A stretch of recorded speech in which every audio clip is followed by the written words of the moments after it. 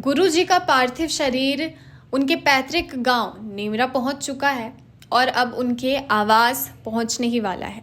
बता दें कि कुछ ही क्षणों में उनका जो पार्थिव शरीर है वो पंच तत्वों में विलीन हो जाएगा। वहीं उनके नेमरा स्थित आवास पर अर्जुन मुंडा और सुदेश महतो पहुंच चुके हैं। अर्जुन मुंडा ने गुरुजी के संघर्ष को याद किया और वो काफ़ी भावुक दिखे। साथ ही उन्होंने कहा कि ये काफ़ी पीड़ा देने वाला पल है और वो काफ़ी समय से जब बीमार चल रहे थे तो दिल्ली के सर गंगा राम अस्पताल में अर्जुन मुंडा उनसे मिलने भी गए थे और डॉक्टर्स से लगातार कांटेक्ट में थे उनकी स्वास्थ्य को लेकर। आगे और सुनिए अर्जुन मुंडा ने क्या कहा। एक समझ वाले, एक आंदोलनकारी, अपने जीवन को संघर्ष के लिए समर्पित करने वाले नेता जब चले जाते हैं तो सबके लिए नुकसानदेह होता है, सबके लिए पीड़ादायक होता है। पिछले कई महीनों से अस्वस्थ चल रहे थे। मैं अस्पताल भी उनको मिलने के लिए गया था, गंगाराम अस्पताल में,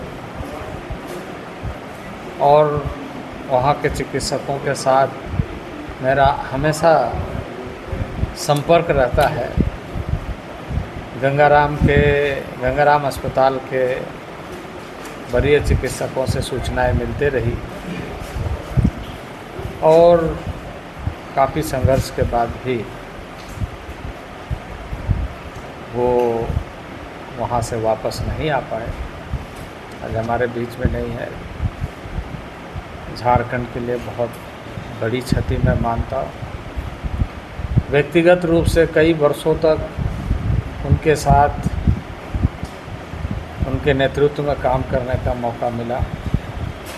पहली बार मैं जब जनप्रतिनिधि के रूप में चुना गया झारखंड मुक्ति मोर्चा की ओर से, सदन में संवाद करने का मौका मिला तो संघर्षों की पृष्ठभूमि और झारखंड के भावना को मैंने विधानसभा में रखने का काम किया। तो उसके पीछे स्वाभाविक रूप से एक आंदोलन था इसका असर, और उस आंदोलन का नेतृत्व शिबू सोरेन जी के हाथों में था। मुझे याद है स्वर्गीय विनोद बिहारी महतो जी जीवित थे और उनसे भी बहुत सारी ऐसी बातों को हमने सुना है। मैं उनके घर भी गया था। स्वर्गीय विनोद बिहारी महतो जी के एक पुत्र ने आत्महत्या कर लिया था। उस समय मैं उनके घर गया और उस समय बात करते हुए दो महत्वपूर्ण नेताओं को, स्वर्गीय विनोद बिहारी महतो और शिबू सोरेन जी, कि किस तरीके से यहाँ की आवाज़, और ख़ास करके उन दिनों में विस्थापितों की लड़ाई, एक तरफ विस्थापितों की लड़ाई स्वर्गीय विनोद बिहारी महतो लड़ रहे थे, दोनों तरह से आंदोलन के बल पर भी, आंदोलन के साथ, और दूसरा कानूनी लड़ाई, क्योंकि बहुत सारे लैंड एक्विजिशन के बाद मुआवजा का विषय कोर्ट में लंबित होता था। और शिबू सोरेन जी महाजनी आंदोलन से पूरे झारखंड में जन समुदाय को जगाने का काम